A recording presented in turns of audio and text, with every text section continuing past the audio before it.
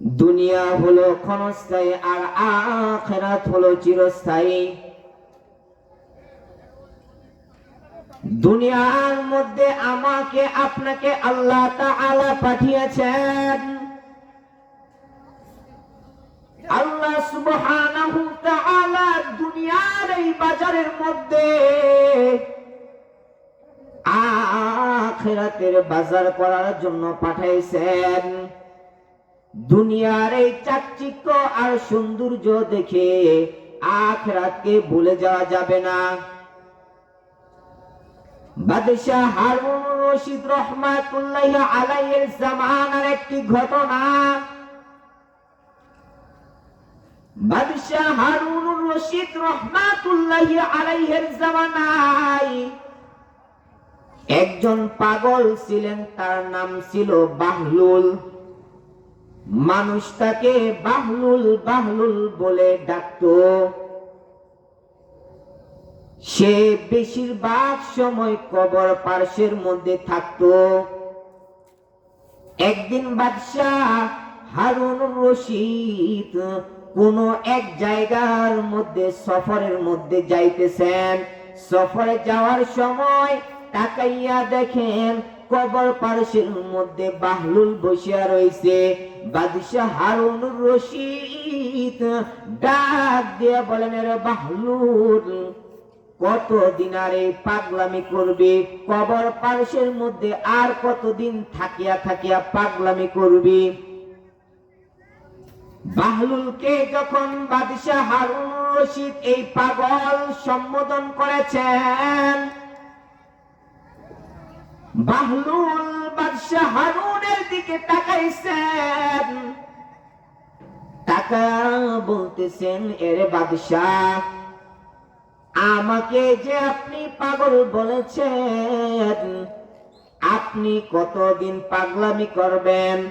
বাদশাকে যখন পাগল বলে বাহলুল সম্বোধন করছে, বাদশাহ রাগান্বিত হইয়া বাহলুলের দ্বারের কাছে যাইয়া বলে, তুমি যে আমাকে পাগল বলছো, পাগল তো হইলা তুমি, কারণ তুমি বেশিরভাগ সময় কবর পার্শ্বের মধ্যে কাটায় দাও।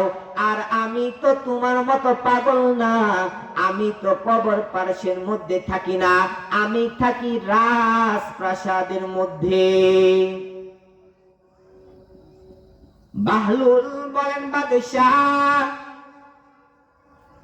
আমি আপনার কাছে জানতে চাই, আপনি যে কবর পার্শ্বে আমাকে বলছেন আমি থাকি, আমি একটা পাগল, কিন্তু বাদশাহ আমি আপনার কাছে জানতে চাই, আপনি যেই বাদশাহীর হালতে থাকেন, আপনি কি সব সময় এই বাদশাহীর হালতে থাকতে পারবেন কিনা?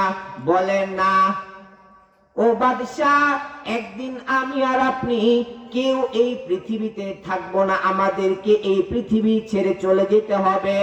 আর চলে যাওয়ার পর আপনি আপনার রাজপ্রাসাদে আর থাকতে পারবেন না, কবরের মধ্যে কিন্তু থাকতে হবে। ও বাদশাহ, আমি আপনার কাছে জানতে চাই, রাজপ্রাসাদ চিরস্থায়ী নাকি কবর হলো চিরস্থায়ী?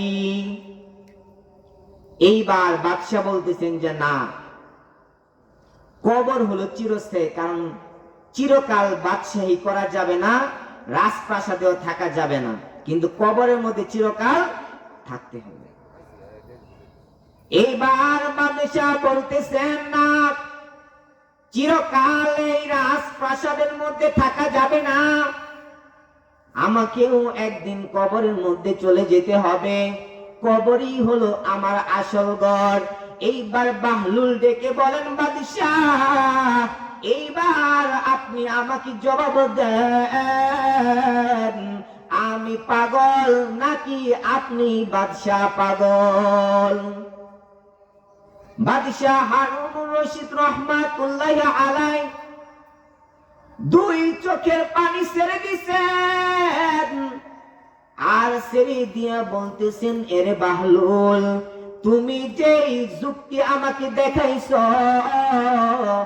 এই যুক্তি অনুসারে তুমি হইলা বুদ্ধিমান আর আমি হইলাম একটা পাগল।